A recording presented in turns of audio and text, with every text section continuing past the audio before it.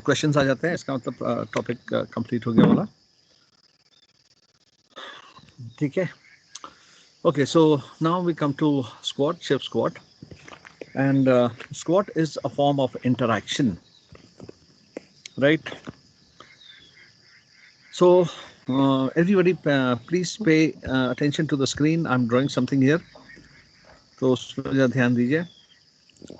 This is your vessel, right? थोड़ा सा सही कर दें इसको, टेढ़ा बन गया, जहाज जैसा होता नहीं है. ओके, तो this is your vessel. Let's say this is your pivot point. यहाँ पे you are sailing out at sea. Water is flowing like this around your hull. कुछ पानी प्रोपेलर में आता है, निकल जाता है, right? No rolling, no pitching, no sea swell, nothing. Absolutely calm waters. There are equal pressures on both sides of the vessel. सब जगह pressure systems बराबर है, equal pressures. But on the ship there are various zones. अलग अलग zones होती हैं जहाँ pressure systems different होते हैं. जैसे ये एक जोन है, ये एक जोन है, ये एक जोन है. Pressure systems are different here, right? Forward part में pressure systems are different. Port और starboard में बराबर है. On this part again pressure systems are different. Port starboard में बराबर है. Here pressure systems are different. Again same, port starboard में बराबर है. And वैसे इस वाले में कहाँ गया यार, मिटा दिया, इरेज हो गया. So like I said, अलग अलग जोन्स में अलग अलग प्रेशर सिस्टम्स है, right? Water is flowing, propeller में आता है, प्रेशर सिस्टम्स वेरी करते हैं, फर्क है, बट पोर्ट स्टार्बोर्ड में बराबर है. Eventually your vessel is sailing smoothly. Now if this pressure system is changed for any reason, अगर ये प्रेशर सिस्टम बदल जाता है किसी भी वजह से, then there will be an imbalance of the pressure system. आपकी वीडियो थोड़ा लेट आ रही है, आपकी वॉइस चला आ रही है, वॉइस क्रैक हो रही है, वीडियो लेट आ रही है. एक video coming late, response late आ रहा है वीडियो का. अच्छा ओके, एक minute, let me check. Signal strength, main चीज सिग्नल स्ट्रेंथ है. पीपीटी दिखाई दे रहा ना स्क्रीन? जैसा स्क्रीन तो दिखाई दे रहा है. ओके, अभी कैसी है साउंड? साउंड तो ठीक है sir.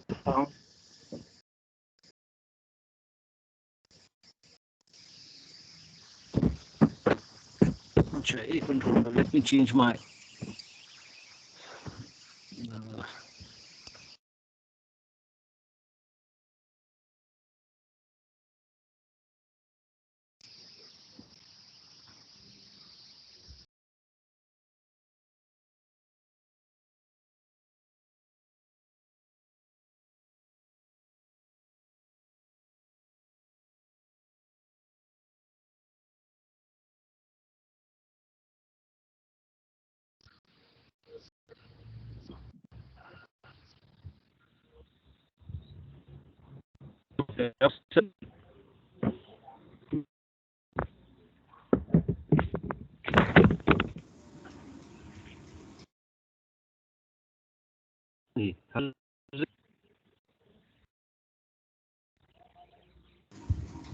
Sir, you are not audible.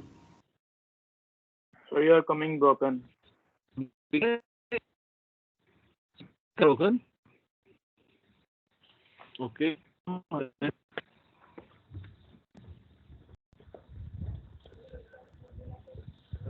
Sir आपकी आवाज नहीं आ रही है सर. ओके, कैसा है ये आवाज?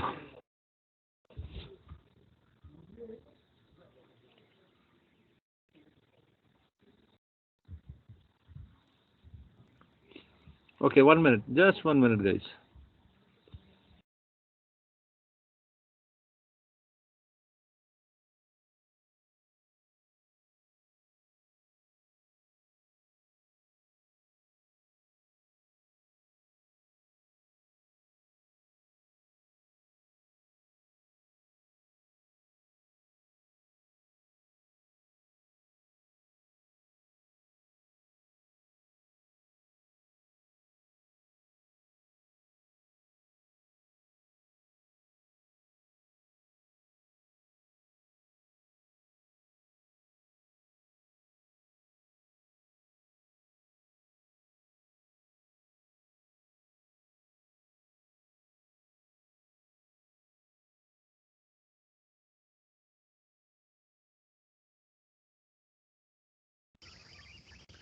हाँ जी, अब कैसा है? अब सही है सर। अगर अब अब सही है? ये सर ओके, ठीक है सर अब अच्छा सही है, चलो। और मैं अपलोड करता हूँ फिर से अपना पीपीटी।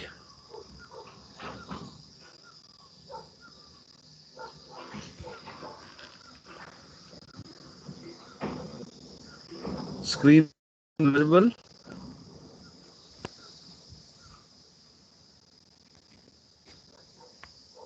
Yes sir. स्क्रीन दिख रहा है sir? Okay, so I said this is a ship, water coming and passing around.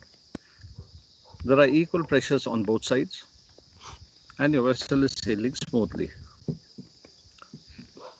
अब if there is any change in the pressure system, ये जो pressure system अभी जो पोर्ट और स्टारबोर्ड में सब बराबर है, अगर इस प्रेशर सिस्टम में कोई भी चेंज आ जाए, किसी भी वजह से आ जाए, then what will happen? There will be an imbalance in the pressure system. Imbalance हो जाएगा तो जो नेट रिजल्ट होगा उसका, उसको हम इंटरैक्शन कहते हैं, राइट? फॉर एग्जाम्पल मैं खड़ा हूँ यहाँ पे अभी और the pressure systems all around me are equal.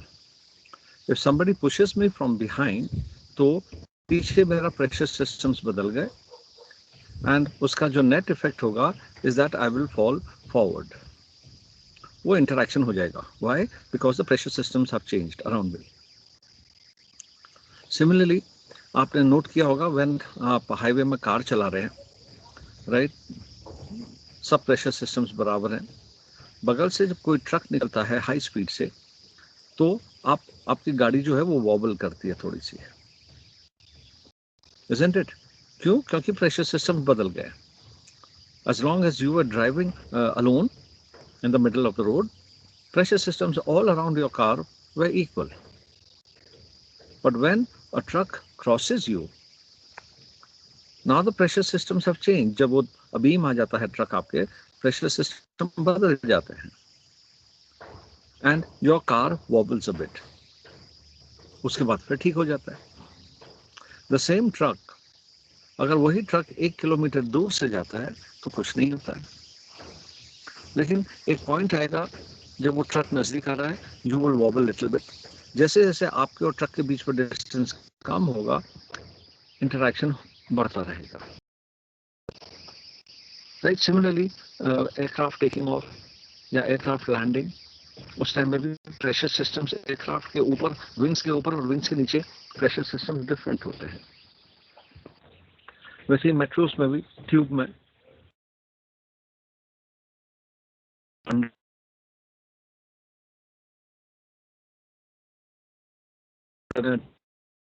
Speed से पास कर रही है, you should stay away from that yellow light.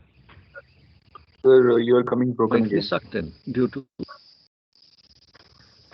Okay, कहाँ से नहीं सुनाई दिया? ये लास्ट वाली लाइन जो है वो मेट्रो का कुछ बता रहे थे. after the Okay, so tube वाला नहीं सुनाई दिया ना? Yes. Okay, so ट्यूब में भी क्या होता है, वो येलो लाइन बनी रहती है अंडरग्राउंड मेट्रो स्टेशन में, so that you stay away, otherwise interaction की वजह से you might be sucked in. So ये इंटरैक्शन सभी जगह होता है. Squat is a form of interaction. That is, आपकी अंडर कील क्लियरेंस कम हो गई, प्रेशर सिस्टम्स बदल गए.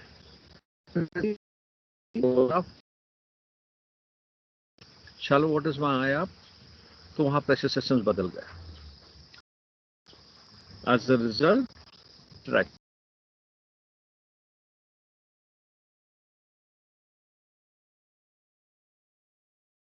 Sir, as a result, and your voice is not coming.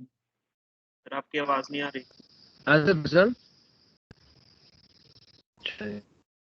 कल तक तो सब सही चल रहा था.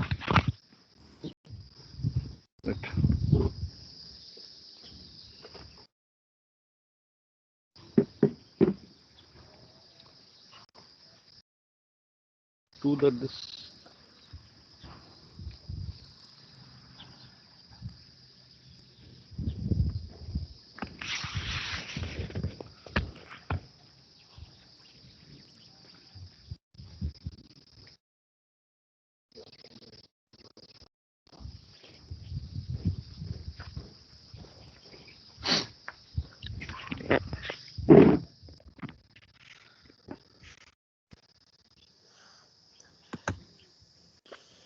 अभी कैसा है सर? सिग्नल स्ट्रेंथ तो फुल दिखा रहा है। अब अच्छा है। और बीच में सर अभी क्लियर हो गई, पर बीच में सर कभी ब्रोकन आने लग जाती है, फिर अचानक से चली जाती है। नहीं, अच्छा, बट वेरी सरप्राइजिंग, क्योंकि सिग्नल स्ट्रेंथ पूरी दे रहा है और मेरे पास भी जियो का हॉटस्पॉट है, high speed data, 50 GB data है। हो जाता है कभी जियो फाइबर है सर, बट रुक जाता है कभी। अच्छा, चलो नया चीज लिया है अभी हमने। एनीवे, सो ट्यूब में भी क्या होता है, इंटरैक्शन होता है। शैलो वाटर्स में भी अगर आप आएंगे तो स्क्वाट होता है, and squat is a form of interaction, क्योंकि प्रेशर सिस्टम्स बदल गए हैं। नाउ व्हेन अ शिप, इसको पढ़ लीजिए because I am also reading the same thing. जब शिप आगे बढ़ता है, when a ship moves ahead, it keeps pushing water ahead of it, अपने आगे पानी को पुश करते हुए जाता है। सो पहले भी यहाँ पे था पोजीशन 1 में, अब पोजीशन 2 में आ गया। सो पोजीशन 1 में यहाँ पर गड्ढा तो नहीं रह जाएगा, राइट? यहाँ पे वॉइड स्पेस तो नहीं रहेगी पोजीशन 1 में। This void space will be filled up with water. जैसे जैसे आप आगे बढ़ते हैं तो जो वॉइड स्पेस है, जो पानी डिस्प्लेस कर रहे थे आप, it will get filled up, and what happens, water rushes along the side of the ship. यहाँ से पानी रश करता है to fill up this void space along the side of the ship and also under the keel. Keel के नीचे से भी जाता है पानी to fill up this void space here. Now what happens, ये जो रिटर्न है, ये जो रिटर्न लाइन है, जो पानी जा रहा है इसको फिल अप करने के लिए, इसकी स्पीड बढ़ जाती है। जो स्ट्रीम लाइंस हैं रिटर्न फ्लो की, इनकी स्पीड बढ़ जाती है। This causes a drop in pressure, negative pressure बढ़ जाता है, काइनेटिक एनर्जी बढ़ जाती है पानी की। काइनेटिक एनर्जी बढ़ती है तो सक्शन इफेक्ट होता है, it causes a drop in pressure resulting in the vessel dropping vertically down. So अगर आपका जहाज इवन कील में है, समझो ऐसा, राइट? शैलो वाटर्स में आएंगे आप तो your vessel will drop vertically down ऐसे, और ये सी बेड है तो आपकी अंडर कील क्लियरेंस कम हो गई, राइट? पहले अंडर कील क्लियरेंस ये थी, because of the negative pressure, drop in pressure, vessel vertically drop करता है पानी में, तो आपकी अंडर कील क्लियरेंस कम हो जाती है।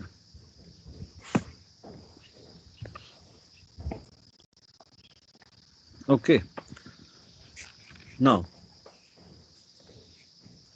Apart from dropping vertically, vertical drop करता है जहाज, उसके साथ साथ apart from dropping vertically, vessel also TRIMS by the head और बाय द स्टर्न,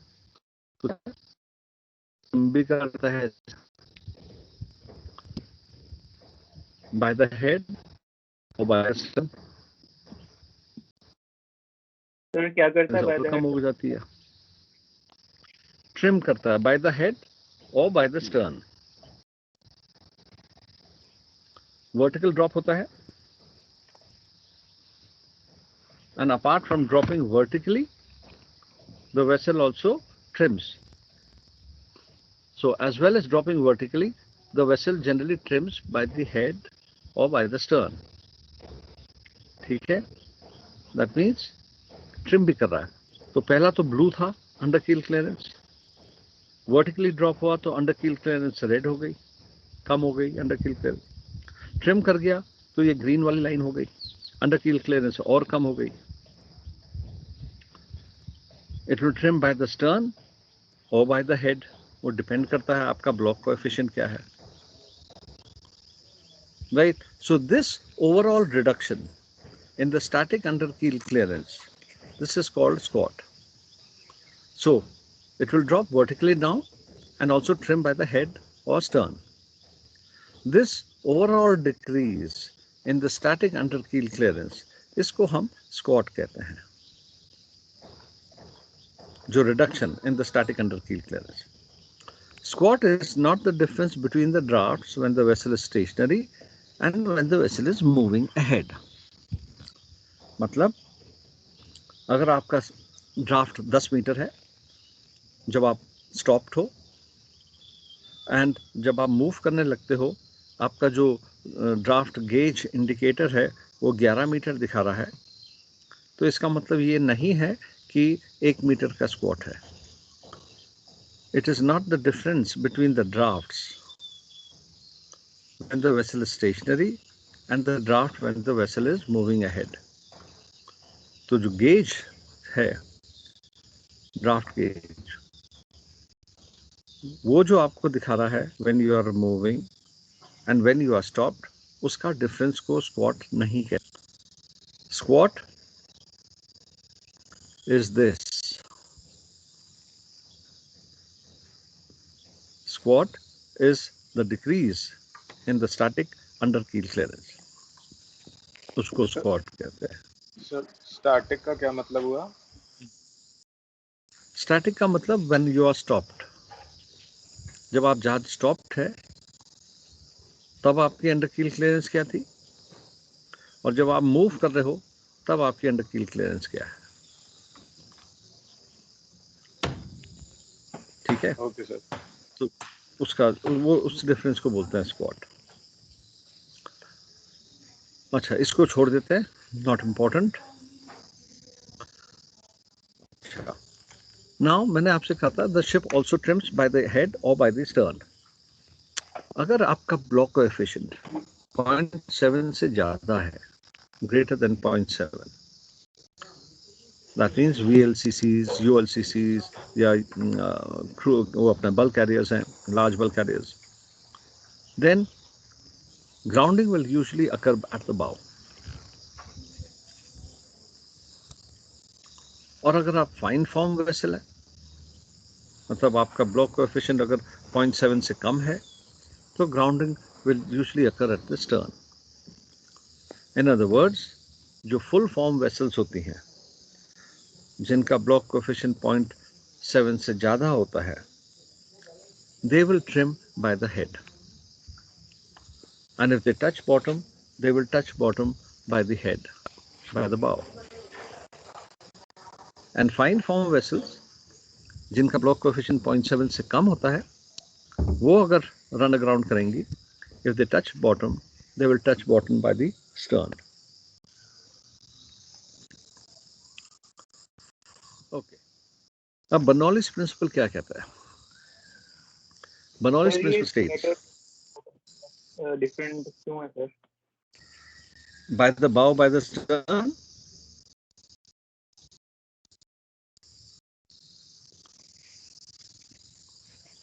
ओके, पहले इसको देख लेते हैं क्यों होता है बाय द बाउ, बाय द स्टर्न, वो अभी बताते हैं आपको.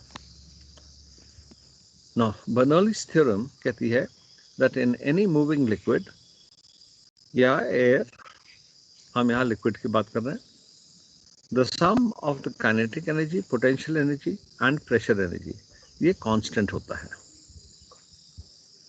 Right, in any moving liquid या moving air, the sum of the kinetic energy, potential energy and pressure energy constant होती है. As the water flows at greater speed, kinetic energy increase कर जाती है, and when the kinetic energy increases, it's pressure energy must reduce. ठीक है. सो ये आपका जहाज है, समझो.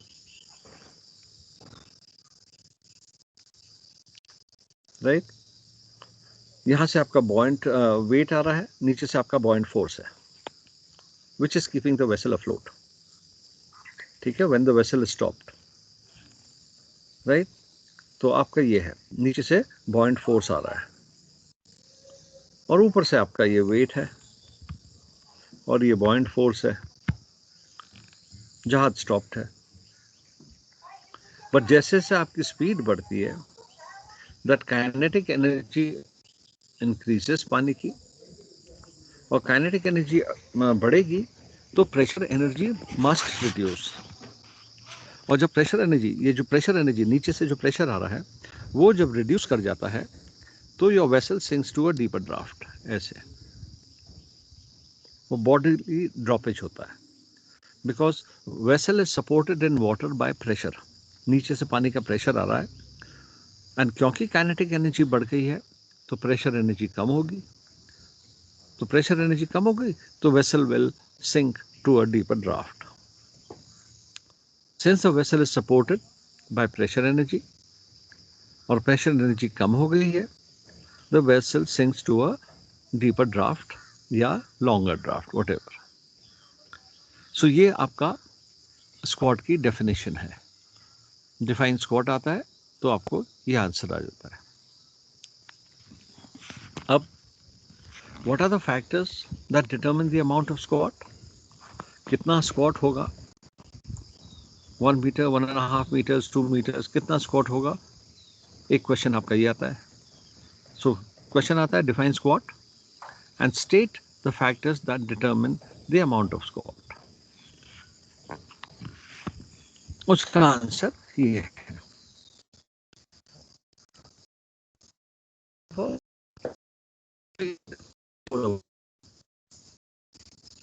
So through the water होती है, is not over the ground.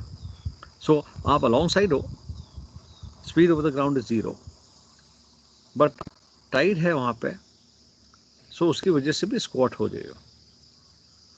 So अगर आप ड्राफ्ट सर्वे कर रहे हो तो you must take the tide into account, नहीं तो कार्गो कैलकुलेशन गलत हो जाएगी, कार्गो क्वांटिटी का कैलकुलेशन गलत हो जाएगा। So स्पीड का क्या रिलेशन है? It is directly proportional to velocity squared. So squat varies approximately directly. ये exactly क्या होता है मैं बताऊंगा बाद में। Approximately directly as the speed of the vessel in knots squared. So squat is equal to velocity squared approximately, directly proportional है, ठीक है।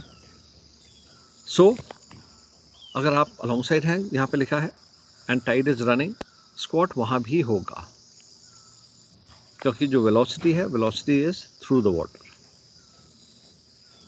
दूसरा, ओके, ये रिजल्ट एरर कैलकुलेशन में गलत हो जाएगी अगर आप इसको ध्यान में नहीं लेंगे, उसका भी एग्जांपल मैं आपको बाद में देता हूँ। दूसरा है block coefficient, varies directly, so squat varies directly to block coefficient, ठीक है। और ब्लॉक कोएफिशिएंट की वैल्यूज अलग अलग शिप्स के लिए वेरी करती हैं। ब्लॉक कोएफिशिएंट की वैल्यू अलग अलग ड्राफ्ट्स के लिए वेरी करती हैं, राइट। सो 0.85 से लेके 2.6 or less for passenger vessels. So it varies directly to block coefficient. Third, blockage factor. अब blockage factor क्या होता है? It is the ratio between the immersed cross-sectional area of the vessel and the cross-sectional area of the water in the canal. उसका ratio होता है, तो वो ये है आपका blockage factor S। Cross sectional area of the vessel मतलब ये जो है अंडर वाटर वॉल्यूम, तो ये तो B हो गया आपका एंड ये ड्राफ्ट हो गया, सो B into D and the breadth of the canal and the depth of water in the canal, ये इसका क्रॉस सेक्शनल हो गया canal का। D stands for depth, capital D. So small b into small d, that is the cross sectional area of the vessel, the immersed volume जो है immersed area, and the cross sectional area of the canal, capital B into capital D. ये हो गया blockage factor.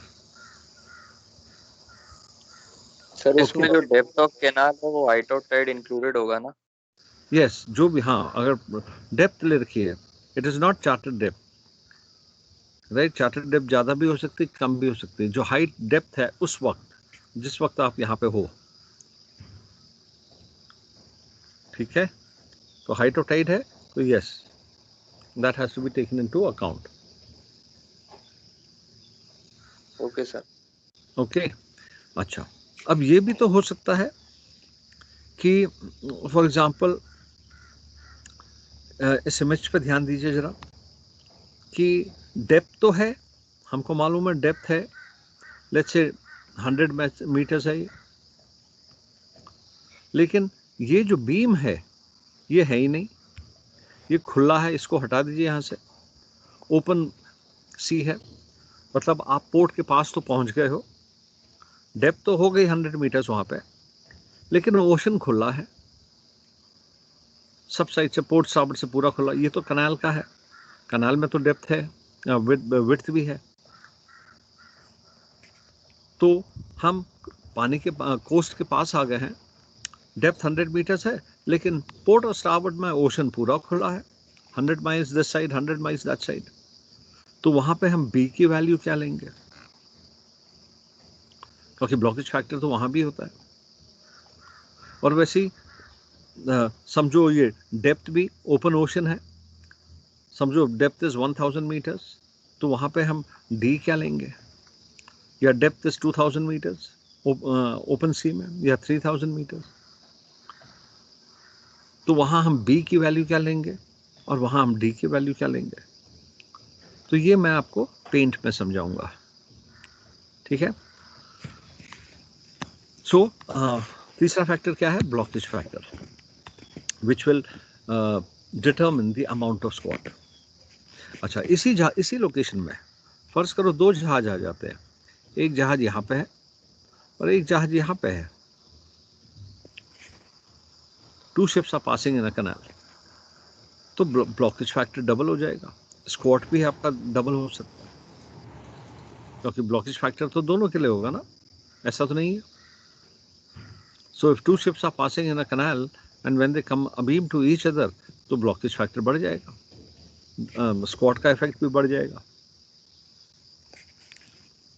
Okay, ये हम थोड़ा बाद में लेंगे, ब्लॉकेज फैक्टर का क्या होता है, और ये कैपिटल बी कैसे लेते हैं, कैपिटल डी कैसे लेते हैं, I will explain letter.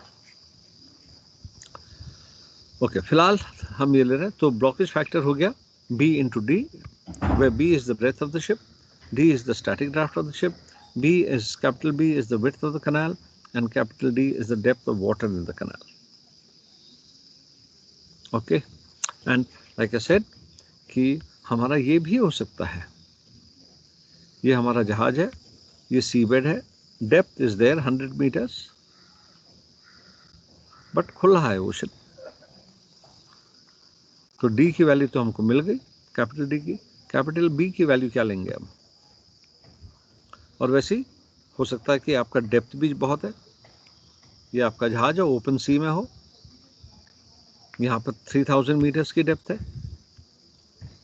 And open खुला है, पूरा खुला है, 200-300 नॉटिकल माइल्स साइड साइड सब खुला है, तो वहाँ कैपिटल बी और कैपिटल डी कैसे लेंगे, that I will tell you later. Okay, then the static under keel clearance, अगर अंडर कील क्लियरेंस कम होगी तो स्क्वाट ज़्यादा होगा, स्टैटिक अंडर कील क्लियरेंस ज़्यादा है तो स्क्वाट कम होगा। Like I said, it is based on Bernoulli's principle. For example, ये आपका पाइप है, राइट, पानी फ्लो कर रहा है यहाँ से एक कांस्टेंट स्पीड से, क्रॉस सेक्शनल एरिया आपका सेम है, सब जगह क्रॉस सेक्शनल एरिया ए है, एक पानी फ्लो कर रहा है एक प्रेशर से, एक स्पीड से, राइट। अब अगर इसी पाइप में मैं ऐसा कंस्ट्रिक्शन लगा दूं तो क्या होगा, काइनेटिक एनर्जी बढ़ जाएगी, उसकी जो जेट है उसकी स्पीड पानी की बढ़ जाएगी, क्योंकि according to principle pressure energy constant होगी, pressure energy, potential and kinetic energy constant होनी चाहिए। तो मैंने यहाँ पर कंस्ट्रिक्शन लगा दिया है, तो ऑब्वियसली द काइनेटिक एनर्जी बढ़ जाएगी, राइट। सेम चीज होती है स्क्वाट में। ये मेरा कील है, और ये मेरा सी बेड है, ये मेरा जहाज है, ये पानी है। शिप वाटर इज फ्लोइंग, ऐसे जा रहा है पानी, शिप इज मूविंग अहेड, तो water relatively water is moving like this. ठीक है। अब अगर मेरी अंडर कील क्लियरेंस कम हो गई, समझो ये है मेरी अंडर कील क्लियरेंस, पहले डेप्थ इतनी थी, अब डेप्थ इतनी हो गई। तो पहले बहुत जगह मिल रही थी, अब जगह कम हो गई, तो जो स्पीड ऑफ वाटर यहाँ पे है वो बढ़ जाएगी, क्योंकि अंडर कील क्लियरेंस कम हो गई है। तो जो काइनेटिक है, जहाज तो वही स्पीड से जा रहा है, 60 नॉट से जा रहा है समझो। जब अंडर कील क्लियरेंस ज़्यादा थी तो स्क्वाट कम था, अंडर कील क्लियरेंस कम हो गई तो जो रिलेटिव स्पीड ऑफ वाटर है वो बढ़ गई, और रिलेटिव स्पीड ऑफ वाटर बढ़ जाएगी तो नेगेटिव प्रेशर्स होंगे, काइनेटिक एनर्जी बढ़ गई तो प्रेशर एनर्जी कम हो जाएगी, और प्रेशर एनर्जी कम हो जाएगी तो वर्टिकल ड्रॉप होगा, स्क्वाट हो जाएगा। Okay, so under keel clearance, this is one of the factors. Then at rest trim क्या थी जहाज की? जब जहाज स्टॉप्ड है उस टाइम में ट्रिम बाय हेड है, और जब आप मूव करने लगोगे तो at rest trim was by head, तो वो और बढ़ जाएगी आपकी trim by the head. The squat at the bow will increase to a greater extent if the at rest trim was by the head. अभी तक हमने एग्जाम्पल लिया था कि जहाज इवन कील में है, लेकिन जहाज अभी स्टॉप्ड है, ट्रिम बाय हेड है, तो आप जैसे जैसे आपकी स्पीड बढ़ेगी तो टेंडेंसी क्या है, the squat at the bow will increase, क्योंकि आपकी already trim by the head थी। And if your at rest trim is by stern, then the stern squat at the stern will increase to a greater extent if the at rest trim was by stern। ठीक है, even कील है तो bodily sinkage हो जाएगा। So this is one at rest trim. Passing another ship in the canal, मैंने आपको बताया था twice the normal value, blockage factor आपका डबल हो जाता है, क्योंकि two ships are there now in the same location. The squat can increase up to twice the normal amount, दुगना हो जाता है स्क्वाट। ठीक है।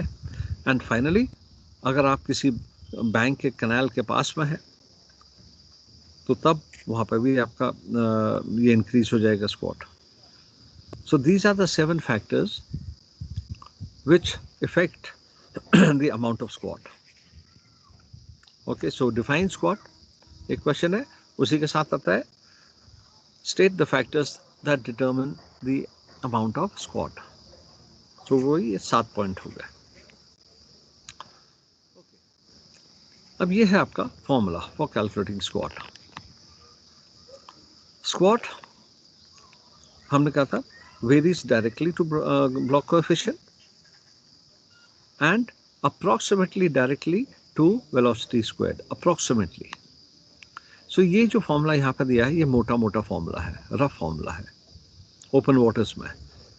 Block coefficient into velocity square divided by 100, where v is the velocity. ठीक है। In shallow waters, आपका squat का फॉर्मूला ये है, क्योंकि in shallow waters squat double up हो जाता है, मतलब मल्टीप्लाइड बाय 2। तो ओपन वाटर्स का जो फॉर्मूला है उसको मल्टीप्लाइड बाय 2 कर दो, क्योंकि स्क्वाट डबल अप हो जाता है, दुगना हो जाता है। सो जब आप वो करेंगे तो ये हो गया आपका फॉर्मूला आ जाएगा block coefficient into velocity squared divided by 50। ये आपका फॉर्मूला हो गया इन shallow waters. Now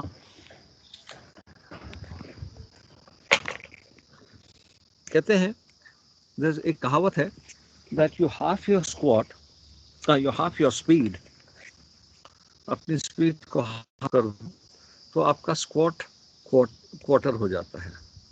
you half your speed, you quarter your squat. तो उसका एक एग्जांपल देता हूँ मैं आपको। फॉर एग्जांपल ब्लॉक कोएफिशिएंट मेरा 0.7 है, स्पीड मेरी 20 नॉट्स है, डिवाइडेड बाय 50, क्योंकि मैं शैलो वाटर्स में हूं, फॉर्मूला हो गया मेरा। ठीक है, तो ये इसमें कट गया।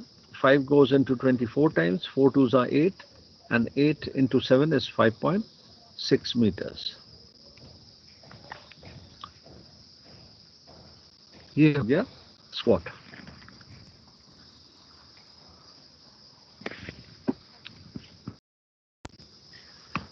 अब मैं अपनी स्पीड को हाफ कर देता हूं।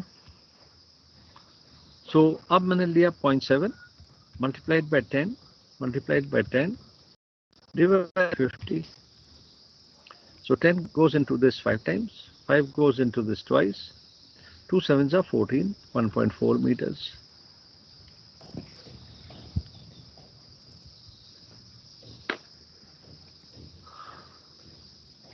ठीक है जी। सर आप एक बार तो ये अब मेरा थोड़ा क्लियर कर देंगे, ये ओपन वाटर और शैलो वाटर का सर क्राइटेरिया होता है ना? क्या क्राइटेरिया? सर मतलब कितनी डेप्थ तक रहेगा तो उसे ओपन वाटर बोलेंगे या शैलो वाटर बोलेंगे? हाँ, वो मैंने कहा मैं पेंट पे समझाऊंगा। राइट, इसके लिए एक बहुत बड़ा मिसकंसेप्शन है। लोग शैलो वाटर क्या होता है वो नहीं समझते हैं। Even some of the masters do not understand what shallow water is. Right? आपकी बुक में लिखा रहता है कि अंडर कील क्लियरेंस, वो मैनुअल जो कंपनी मैनुअल बोलती है 1.5 टाइम्स, जो भी आपका ड्राफ्ट है उसका 1.5 टाइम्स, किसी की उसमें लिखा रहता है 2 टाइम्स। अंडर कील क्लियरेंस इतनी रखो, ट्वाइस योर ड्राफ्ट या 1.5 टाइम्स योर ड्राफ्ट, लिखा रहता है ना। सो वो गलत है, वो अलग चीज है। शैलो वाटर एक कंपनी के लिए अलग, दूसरी कंपनी के लिए अलग नहीं हो सकता है। शैलो वाटर है, उसकी डेफिनेशन क्या है, उसको कैसे कैलकुलेट करते हैं वो मैं आपको बताऊंगा, वो पेंट में बताऊंगा आपको। ठीक है, आपकी कंपनी जो बोलती है 1.5 टाइम्स या 2 टाइम्स जो आपकी मैनुअल में लिखा रहता है वो किसी और पर्पस के लिए है। Okay, but don't worry, I will come to that. अभी मैं कह रहा हूं कि you half your speed, you quarter your squat. तो जो रेड वाला है स्पीड 20 नॉट्स है, स्क्वाट मिला है मुझे 5.6 metres. I have reduce my speed, I have half my speed, 20 की जगह 10 कर दिया, मेरा स्क्वाट आ रहा है 1.4 metres. So if you see it is 1/4 of 5.6।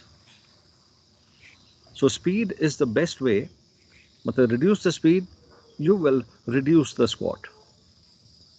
अपनी स्पीड को हाफ कर दोगे, your squat will become 1/4, quarter हो जाएगा। Okay, so this is the rough formula, मोटा मोटा फॉर्मूला है। Now the exact formula for calculating squat is this. बहुत सारे फॉर्मूलास हैं, बहुत सारे हैं, बट ये एक एक्यूरेट फॉर्मूला है जिसको मैं लेता हूं, और भी है। सो सबसे हमने कहा squat is directly proportional to block coefficient, approximately directly proportional to velocity squared. यहाँ पे अप्रोक्सीमेटली नहीं है, यहाँ पे हमने एग्जैक्टली ले लिया 2.08, and blockage factor to the power of 0.81 divided by 20। ये आपका फॉर्मूला है फॉर कैलकुलेटिंग स्क्वाट, राइट। और blockage factor B into D, that is cross section.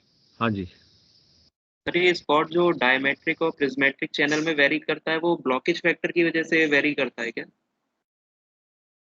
नहीं, प्रिज्मेटिक चैनल का मतलब हम अज्यूम कर रहे हैं कि हमारी जो चैनल है वो प्रिज्मेटिक है, एब्सोल्युटली क्लीन है, इस टाइप की चैनल ही है। ये सर वो सी बेड बीच जो है हमारा बिल्कुल फ्लैट, पर नॉर्मली ऐसा होता नहीं है। तो आपका ये ऐसा समझो, कहीं ऐसा होगा सी बेड, राइट, कहीं पे कुछ और होगा। आप आगे जाओगे तो हो सकता है सी बेड आपका ऐसा हो, कहीं पे कुछ होगा, कहीं पे इस टाइप का होगा।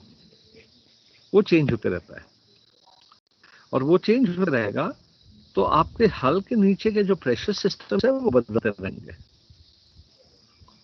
तो रिवर्स में कैनाल्स में यही होता है, plus your channel has been dredged equally. तो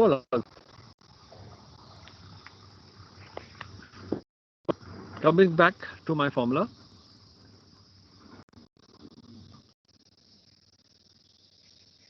now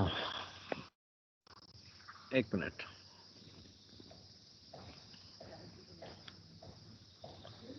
मेरी आवाज क्लियर आ रही है?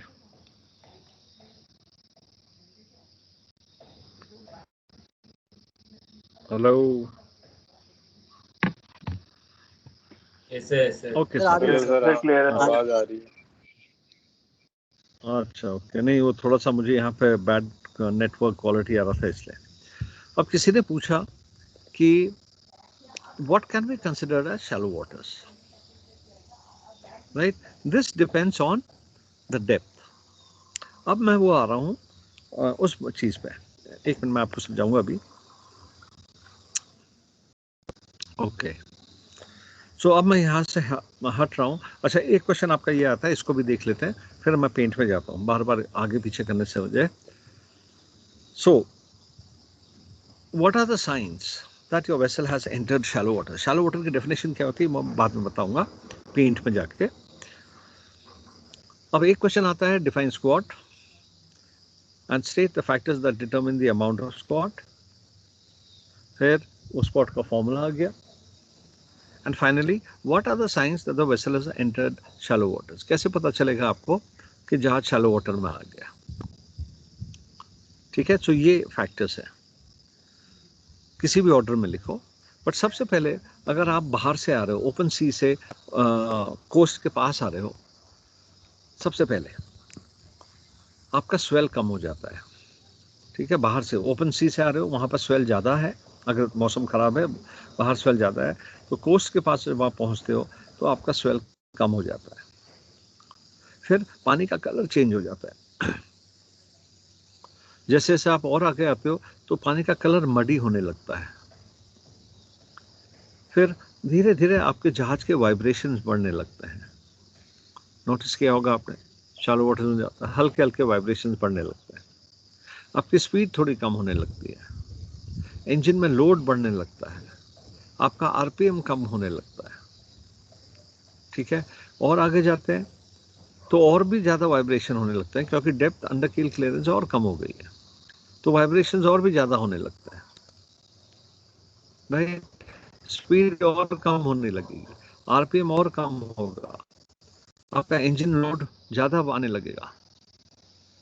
तो आप जब लोड ज़्यादा आने लगता है तो इंजीनियर्स क्या करते हैं, आरपीएम कम कर देते हैं। तो ऑब्वियसली ऑटोमेटिकली भी हो जाएगा, नहीं तो इंजीनियर्स कम कर देंगे, लोड आ रहा है इंजन में।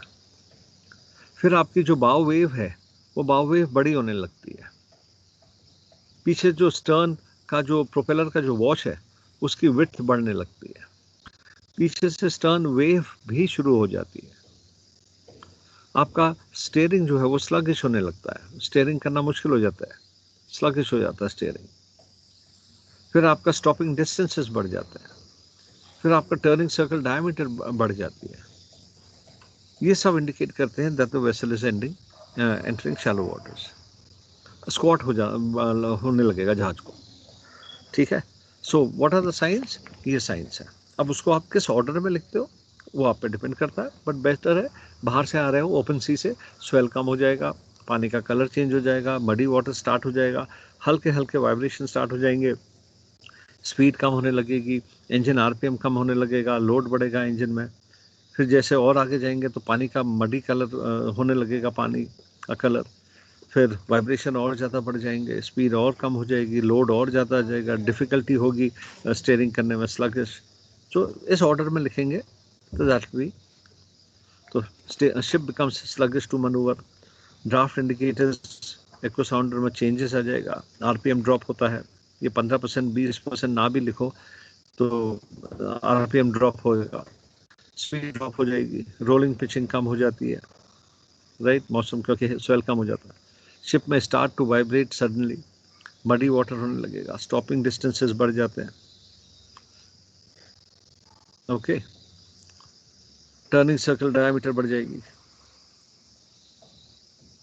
थोड़ा बैड, हाँ, सो टर्निंग सर्कल की डायमीटर बढ़ जाएगी, रडर की इफेक्टिवनेस कम हो जाती है. So these are the signs that the vessel has entered shallow waters. Okay, यहाँ पर थैंक यू हो गया है, लेकिन मैं अब आपको ले जा रहा हूँ, ये क्वेश्चन हैं आपके, ठीक है. इसके बाद हम पेंट में जाएंगे. सो फैक्टर्स को ब्लॉकेज फैक्टर नॉलेज क्या कहते हैं, what are the indications that the vessel has entered shallow waters. Okay, अब मैं आपको ले जा रहा हूं पेंट पे.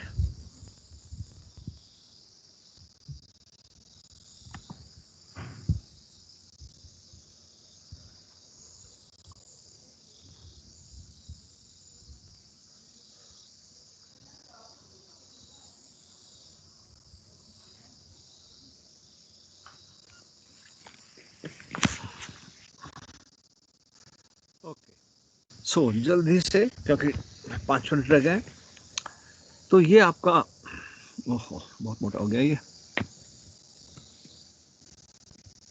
नहीं,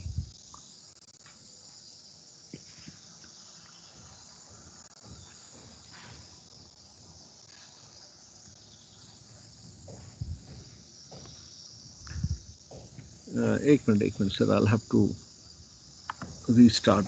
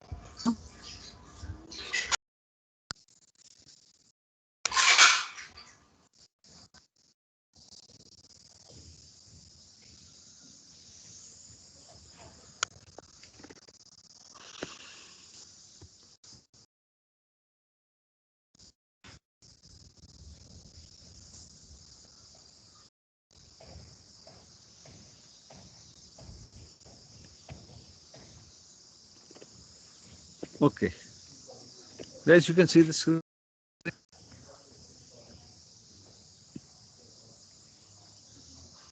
Everyone, can you see my screen? Sir screen Yes, दिख sir. रही है बट वॉइस थोड़ी ब्रेक होके आ रही है. देख रहे हैं ना?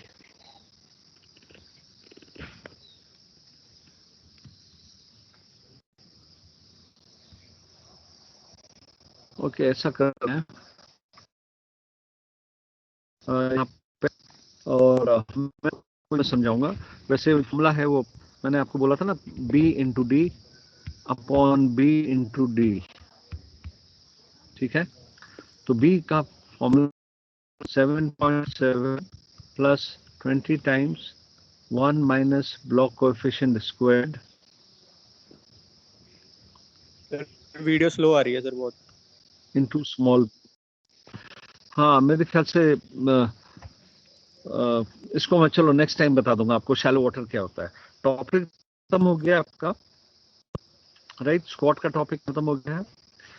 लोकल होता है, राइट. वो मैं आपको किसी दिन, आपके ये जूनियर है ना, हाँ ठीक, तो ये मेरे को याद दिलाइएगा. whenever we have the next class, I will explain you this. It is not in your syllabus, right. Squat का जो टॉपिक है, मेन टॉपिक, वो खत्म हो गया है, लेकिन शैलो क्या होता है ये मैं आपको दूसरे वक्त बता दूंगा, क्योंकि इतना टाइम नहीं to complete this. But capital B ये होता है, और कैपिटल डी होता है 5 times the draught divided by block coefficient, और ये डिसाइड करता है कि शैलो वाटर के, ठीक है. ये जो इसको बी को हम बोलते हैं depth of influence, depth of influence, और sorry breadth of influence. Capital B को बोलते हैं breadth of influence and D को बोलते हैं depth of influence.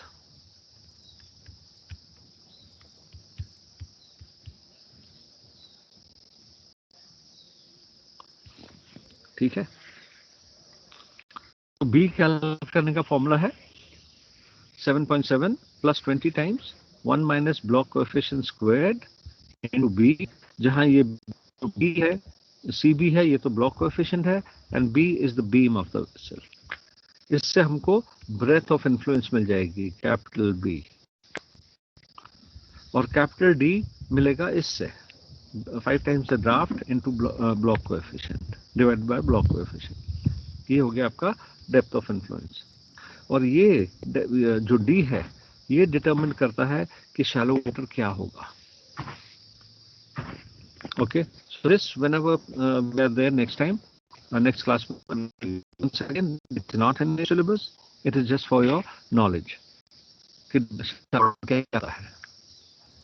Okay, और आपकी कंपनी मैनुअल में जो लिखा है 1.5 times या 2 times your draft, वो क्या होता है, उनमें फर्क क्या है, this I will explain to you next time. Okay, meantime, अभी कोई क्वेश्चन है आपका? सर आप इसके कुछ नोट्स दे देंगे सर, या फिर अभी क्लास में ही बनाना है? सर ये नोट्स आपको जूनियर्स में कंप्लीट हैंडआउट भेजा है, कंसोलिडेटेड. सर आपने हमको अभी नहीं भेजा सर सेक्शन में. नहीं, कैप्टन रजत जैन भेजेंगे आपको एक कंसोलिडेटेड हैंडआउट. इंडिविजुअली मैं नहीं भेजूंगा, वो कैप्टन रजत जैन भेजेंगे आपको एक कंसोलिडेटेड हैंडआउट. सर अभी तक भेजा नहीं है.